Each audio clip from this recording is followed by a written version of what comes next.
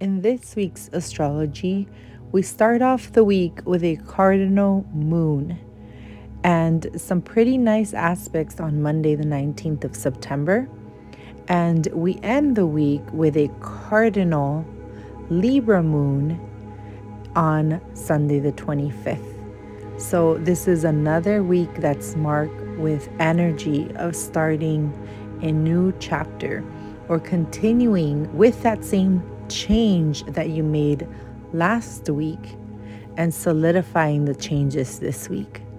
And that is also something that I am doing this week.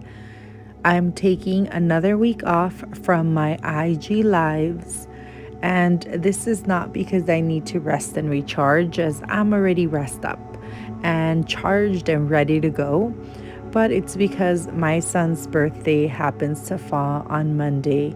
So I will be taking him out to celebrate his birthday. That is the only thing I should be doing on his solar return, celebrating his birthday.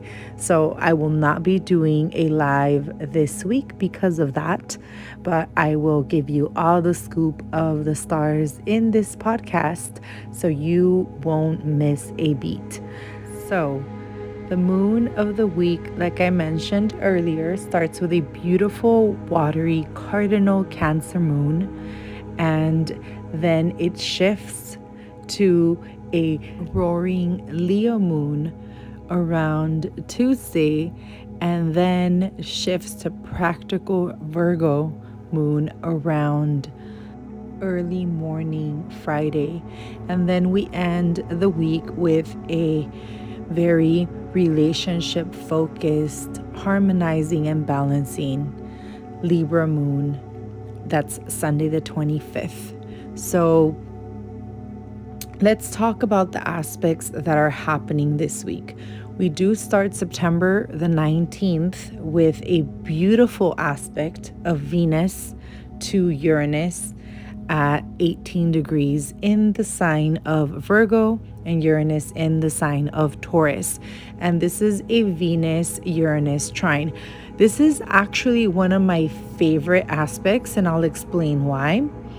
And this is because the energy of Venus is love, sensuality, care, sexuality, and values. Also the resources and how we spend these resources or collectibles we attain in our lifetime.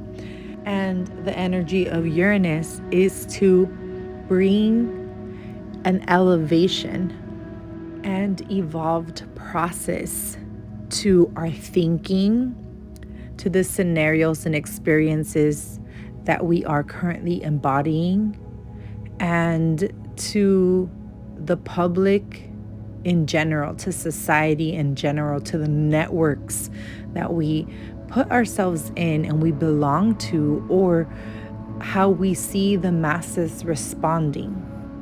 So when we have Venus, the planet of love and money, trining Uranus, the planet of evolving and surprise, then we get amazing things.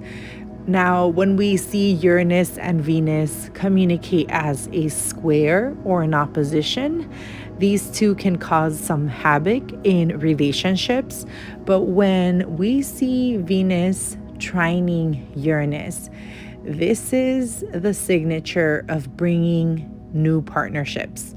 It can also end a partnership, but the way that partnerships end with a Venus trine Uranus is much better, as you can remain friends because Uranus brings this quirkiness and uniqueness to his expression. So that means that you're able to maintain a friendship. And I think that's something very rare in relationships, because not most relationships can actually go back to a friendship or a very neutral relationship after being romantic, but this aspect can support that. But in general, I really do see it with, especially if you have Venus or anywhere around I'm going to give an orb of 15 to 20 degrees in Virgo. And if you have any planets around 15 to 20 degrees in Taurus, and even in the Capricorn signs of 15 and 20, so any of those earth signs that can trine this point, you will see more opportunities to bond closer or to find a person that you can call your lover. So I actually got with my husband, back then my boyfriend, during a Venus-Uranus trine, and it was a very unexpected event, as I did not wake up that day thinking I'm going to find the love of my life. So it's very interesting to see these two activate in the sky as a lot of surprises occur. And these are surprises in that area that Venus rules. And you can even find this special someone while you're working or at work or through a coworker, because Venus is in the sign of Virgo. So it could be while you were doing your act of service, which is the work that you do, and then voila, you find the one. So keep your eye open, keep your hearts open, and really just embrace what the opportunities are brought with Venus trine Uranus. Now, some other good things that can happen is money growth. And this is something that's very unexpected. Maybe you're not expecting any type of extra income coming in or anything like that, and bam, it just, you end up attracting more money during that time. It's great for investments. And as this Venus trine Uranus aspect happened, and I happen to have the moon at 19 degrees, so Venus is actually conjuncting my natal Virgo moon, and it's for my natal Virgo moon has been forming a trine to Uranus, because I have it at 19 and Uranus has been hanging out at 18 degrees for a while. So I've been having a long-term trine from Uranus. Well, as soon as Venus stepped into orb near my moon, I found out about this amazing, mind-blowing investment opportunity. Now, I am not giving you investment advice. This is just something that I've been looking into and just like mind blown over it. And this is a company called Boxable. That's Boxabl. Casitas. And this is a company that is going to revolutionize the real estate industry. What rules land? The element of earth. And we have Uranus in the sign of Taurus, changing things up. This is also going to open new markets, new work opportunities, new career opportunities for people. And those are also things that are ruled by the element of the earth signs. So I was mind blown when I discovered this company just today. So I'm recording this podcast on September the 18th, Sunday, and you have to check this company out. You make your own decision, but based on the innovative technology that they have. So what they're doing is they're delivering a home that gets built within an hour. And this home has a bedroom. It can fit a queen bed. It has a mini kitchen. It has a mini living room area. And it also has a restroom. And it's about 320 square feet. This is the basic model. and they're looking for investors. And their mission statement, and again, I didn't write this down, but it's what I've been reading and researching, and it's what I've been perseverating on today to find out, like, what is this company doing, because I just found it so intriguing, is to revolutionize home buying and make it affordable, which it totally makes sense to me. Then I started getting all these downloads and epiphanies about the home industry right now, how the houses, especially where I'm at in California, are pretty much out of control. The cost of a house is so unaffordable. I mean, it's just crazy to purchase a home here. And this project, Boxable, will change that. Yes, you still have to have land, or you have to purchase land. And this land that you purchase has to have connections to water and electricity and things like that. But I mean, for a fraction of the price, over here, we're paying about almost $1 million for a must renovate home that's like breaking down with a very small property, while you can actually purchase land only, which is cheaper than buying a house on the land, and then purchase one of these movable, like Lego houses. It's just crazy. So do your own research. But that is what I stumbled upon, and I am not surprised that this is something that I stumbled upon right when I had this aspect active in my chart. So investments, opportunities, things in regard to surprise money, attracting money, receiving money, or investing in money are all topics that Uranus trine Venus like to talk about. So keep your eye open for that. Now, for a couple of days, we don't have that much action other than the moon moving signs. But on the 22nd, we have the sun going into the sign of Libra. And this is a celebration point.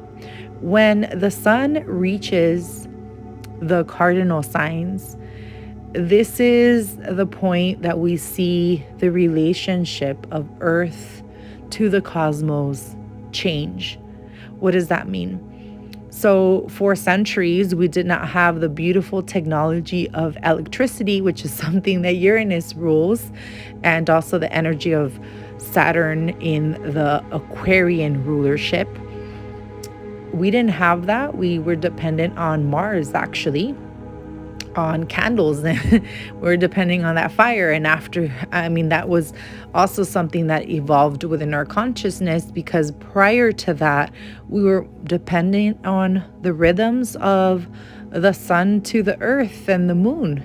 So this is the way that we discovered seasons and the respond to nature, and the interaction of the sun and the moon to earth is what allowed us to develop these seasons, plant around these seasons, do harvest and worship and rituals around these seasons. So when we have the sun going into the sign Libra, traditionally this is the Mabon celebration, and this is the autumn equinox, when we have equal sun and equal night. But at this point, the sun is actually retreating. We're going to have a longer nights and shorter days. And this is a point of counting our blessings.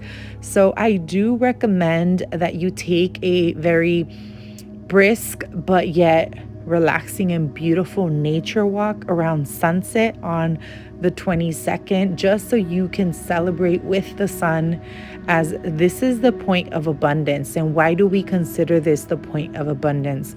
For many, many, many, many years, traditionally, this is when we were we were counting our blessings in how large or how much harvest we had.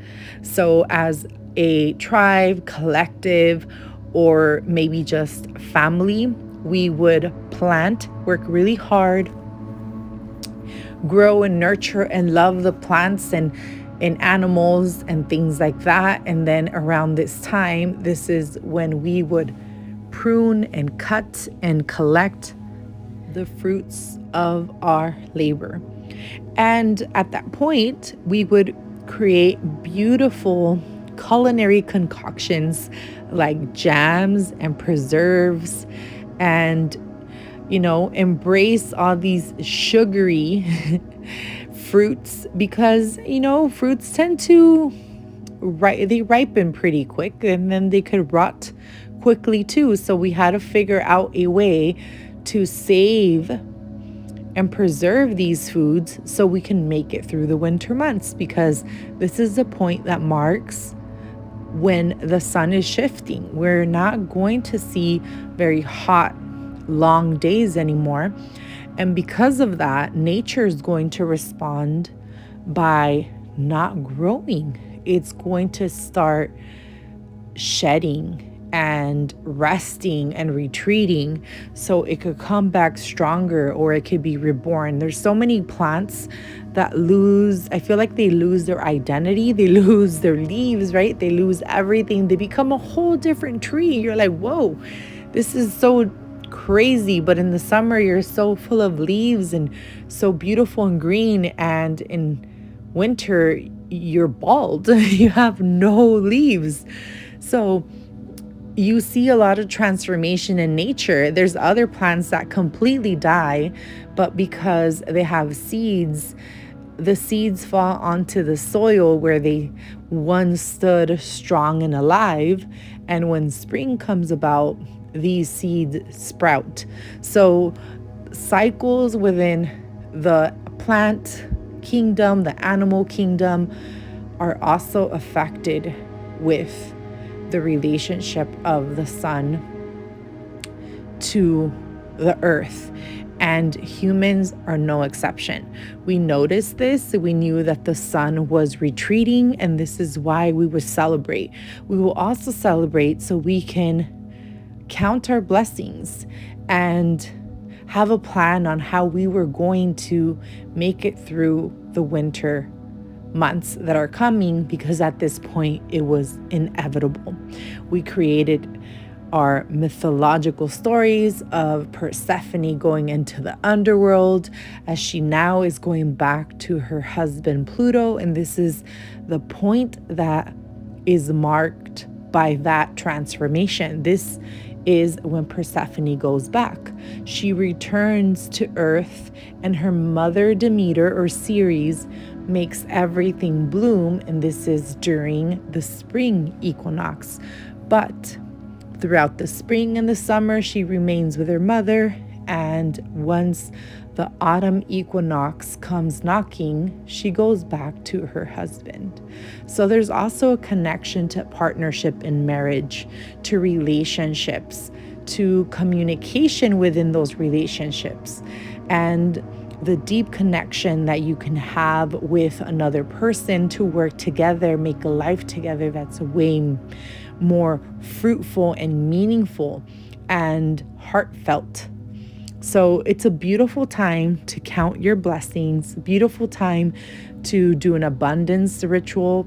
It's a great time to also bake something or do a family meal. So this is another reason why I am not going to do a live this week, because I am going to be hosting a ritual with my Astro Vibe Tribe, and that is my yearly or monthly membership that I offer. It is not open yet, but it will be open soon. So if you're interested in joining that, don't forget to head on to my website and subscribe to the waitlist, so like that you get notified when the doors are open. We perform monthly rituals with a new moon. I also go over any major aspects. And there's a lot of other courses that we do. I run a book club. So there's many perks of being a member of my Astro Vibe Tribe. And this is one of the things that we are going to be doing. And we're also going to do a new moon ritual as well, as we do have a new moon on the 25th, which is Sunday of this week. So this is a very jam-packed week once we pass that Venus trine Uranus aspect. And that same day of the solstice, we have another special conjunction, which is the Sun and Mercury Cazimi. This is Mercury's path to being born as a morning star, meaning after Mercury passes from that conjunction of the Sun, Mercury will rise before the Sun. So this will mark Mercury's morning star point. And the energy of Mercury as a morning star changes the expression and also the mind process and thought process that we have, because Mercury is going to be the leader. It's like it's announcing the arrival of the sun every morning right before the sun is rising. So it becomes more of a logical expression versus an intuitive expression. But Mercury is intuitive either way. And all these things that are happening when the sun enters Libra, it forms an opposition to Jupiter. When the Sun and Mercury are Cazimi, again in opposition to a 3-degree Jupiter. And then on Friday, Mercury goes into the sign of Virgo. Mercury still retrograde, but it now goes into the sign that it rules, so it gains some dignity. And then we end the week with a new moon at 2 degrees in Libra. And again, this is with a opposition to Jupiter. So Jupiter is the highlight point, and so is Mercury, because Mercury is actually ruling this Libra new moon, since the ruler of Libra is Venus, and it's in the sign of Virgo, and Mercury rules Virgo, but Mercury is there. And whenever we have the ruler of that sign, any planets visiting the sign that they rule are being assisted. It's like being a guest, and you are being served and offered food and drinks and making sure you're comfortable. So the ruler of that sign assists the expression of that Venus. Now, Mercury is retro, so this is also something that is pointing out some miscommunication and struggle, especially because Mercury is now applying to a opposition to Neptune. And Venus is also making an opposition to Neptune. So we start the week with Venus trine Uranus, which can attract that person or situation, or even attract just feelings in general of euphoric love. And then we begin to tread waters in the unendable, boundless, deep ocean of unconditional love and plenty of fish in the sea. It's just the most confusing aspect. This is actually one of the least favorite aspects of mine, when Venus is opposing Neptune. In general, Venus and Neptune aspects of any sort can bless the person, whether it's a conjunction or opposition, sextile, trine, or square, with a sort of mesmerizing beauty of sorts. But the tougher aspects tend to cause issues with love and relationships. There tends to be something around boundaries, and this is all sorts of boundaries. This could be the person's very promiscuous and doesn't respect those boundaries, thus wants to be in a relationship but doesn't know how, or they can get into relationship with people that are expressing that. It can also cause like illusions and delusions around the relationships, maybe hopeful thinking the person's going to change, or you see the person that you're with a different lens, and everyone else sees something different and you don't see that. And then once you kind of wipe those lenses clear, you realize that this person has tricked you. So this Venus opposition Neptune can be quite confusing. It's actually really great, again, for artistic endeavors, for music, for dancing, for just being in tune with a heart center and soul. And it's not really great for starting new relationships. Now, you can have a beautiful romantic fantasy. You can even have a one-night stand during this time, or, something quick, or something that feels like magical, like a fairy tale, and then ends really, really fast because there's some untruthfulness to this fantasy. Actually, this aspect reminds me of that saying that after a few drinks, everyone looks great. So it's like going to that, to the bar and then drinking some drinks and then everyone starts looking good. Venus opposing Neptune really feels like that aspect to me. So you have to be very, very, very careful what you start, what you do. But that doesn't mean you cannot have a good time. You absolutely can. We do have Mars forming a trine to Saturn. So at least Mars, even though Mars is the one that rules alcohol and beer and bruteness, Mars is forming a trine to Saturn. So that shows that our passions and our actions are a little bit more on a leash because Saturn is restricting the expression of Mars, but in a positive way. So this can actually be something that we might take some action on and then kind of, get in a little push or assistance from Saturn, like, wait, hold your horses, or just hold on. So then we don't jump into situations that we might regret later. So it's very tricky. We also have a lot of communication to Pluto, and Pluto is very intimate. Now, he likes to play deep in all areas of life, but whenever it's a trine, it's a more positive expression. So we have Venus trine Pluto, and this is something that happens during the new moon. And we also have Mercury trine Pluto.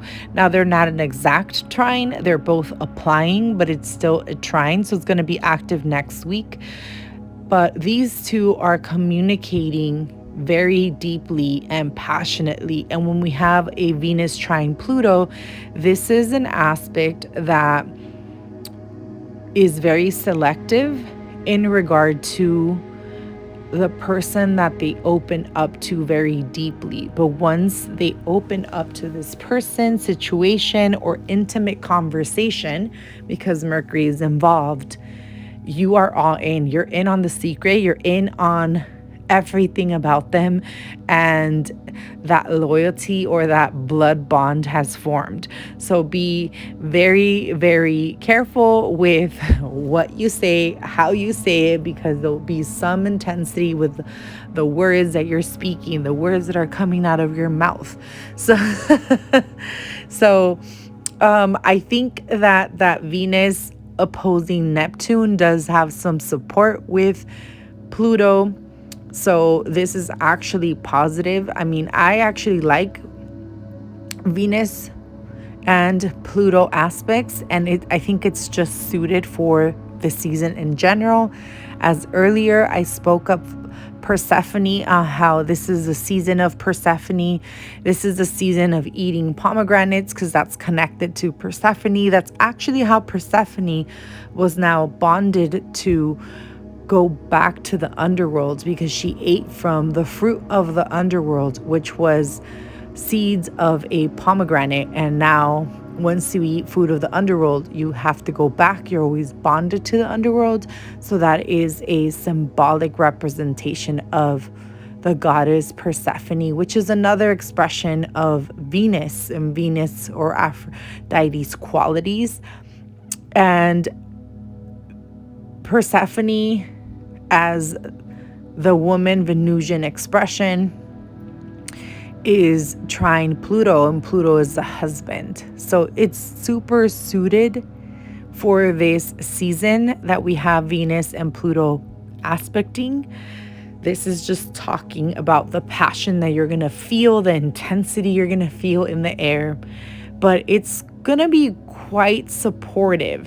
So I feel like this week is actually a very good week. We have some difficult astrology ahead, and we will have little pockets of positive aspects in weeks.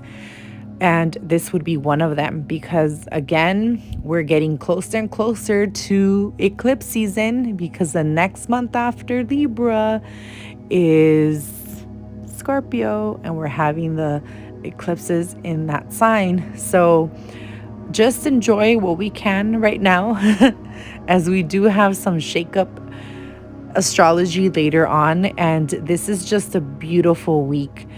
So all in all, this is just, I feel like, an amazing week. Continue to do the great work. Remember, do your rituals this week. Anytime this week, on the 22nd, take that short sunset walk, bake yourself something, or make a toast with jam and make yourself a very tasty herbal tea to celebrate the sun going into the sign of Libra. That's the season of counting the fruits of our labor and the abundance that we acquired throughout the spring and summer months when the sun was shining bright and providing life. So again, thank you so much for being here. If you liked this podcast or this forecast, don't forget to subscribe, hit that notification bell, comment below, let me know how you are feeling with this week's energy. I absolutely love to read your comments.